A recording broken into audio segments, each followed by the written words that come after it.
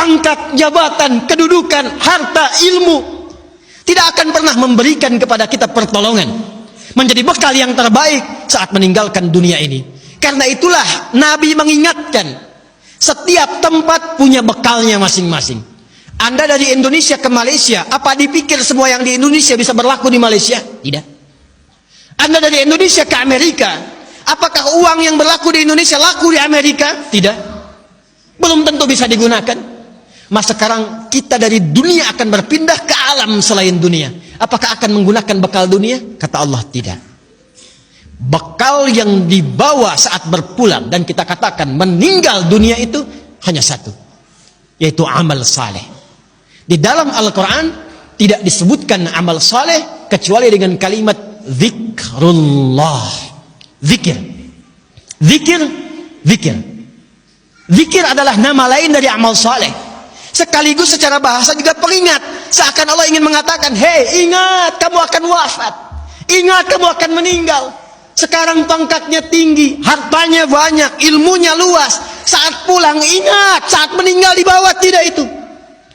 Pakaian cuma 2 helai kain kafan, tidak ada kantongnya. Dibawa ke alam kubur dunia tidak ada yang ikut. Zikir, ingat. Eling, ingat kata Allah. Yang hanya bisa dibawa amal saleh. Karena itulah ketika Allah meminta kita menunaikan amal saleh, semua amalnya disebut dengan zikir. Bukankah kita diperintahkan menunaikan salat? Salat dalam Al-Quran disebut dengan zikir. Quran surah ke-20 Taha di ayat ke-14. Innani anallahu la ilaha illa ana fa'budni wa aqimis salata li dzikri.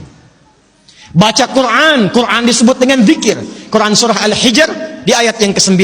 Inna nahnu nazzalna dzikra wa inna lahu lahafizun. Menghafal Quran disebut dengan zikir. Disebutkan 4 kali di surah Al-Qamar ayat 17, ayat 22, ayat 32, ayat 40. Walaqad yassarnal Qur'ana lidzikri fahal mim muddakir.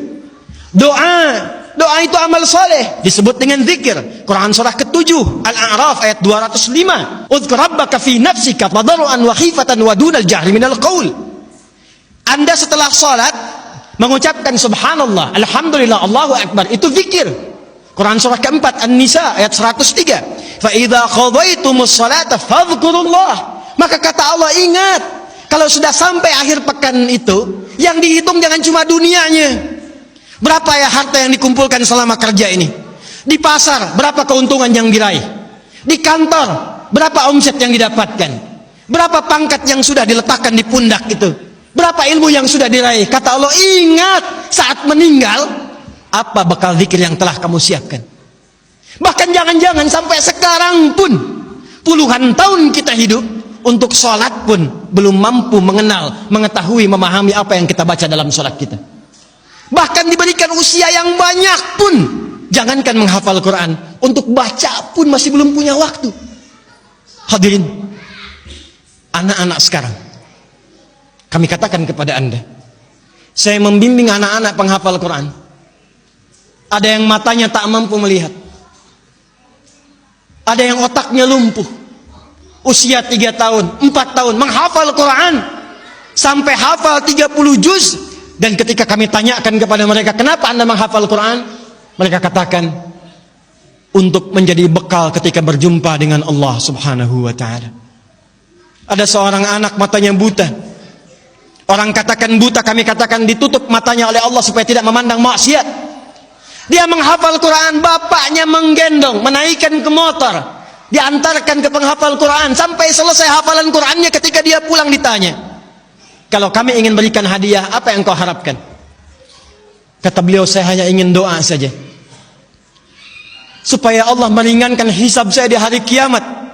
Saya ingin katakan, ya Allah, saya mengakui saya banyak berbuat dosa, maka mohon dengan Quran yang telah hamba hafalkan ini, kurangi hukuman kami ya Allah, ringankan hisab kami ya Allah.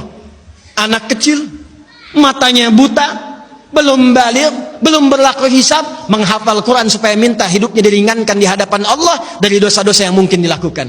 Anda diberikan 40 tahun, 50 tahun, 60 tahun, kalau sampai detik ini mengharapkan surga Firdaus, tapi belum serius mencari bekal, maka dengan cara apa lagi dan berapa lama lagi Allah memberikan kesempatan kita untuk mendekat kepadanya? Karena itu insan beriman, bangun kekuatan, bangun silaturahim, jauhi sifat terpecah belah, jauhi polarisasi, satukan cinta di antara kita.